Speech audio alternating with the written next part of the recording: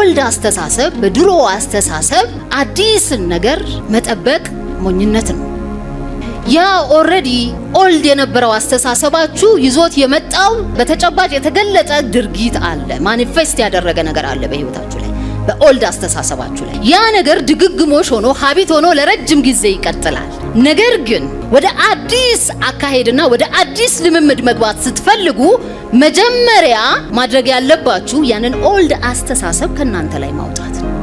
ምክንያቱም የድርጊቶቻችሁ ሁሉ መሰረት ምንድነው?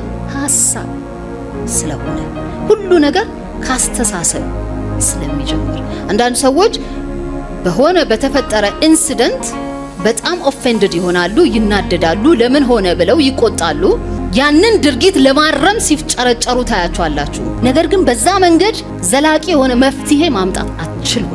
ችግሩን መፍታት ከፈለጋችሁ ወይም ውጤቱን መቀየር ከፈለጋችሁ መጀመሪያ ያንን ውጤት ያመጣው አስተሳሰብ ጋር መሄድ መቻል አለባችሁ። ውጤቱን ያመጣውን አስተሳሰብ ከለያችሁ በኋላ ነው እርምጃ መውሰድ የምትጀምሩት። ያንን አስተሳሰብ በሌላ አስተሳሰብ በአዲስ አስተሳሰብ ስትቀይሩት ውጤቱ ይለያል ከዛ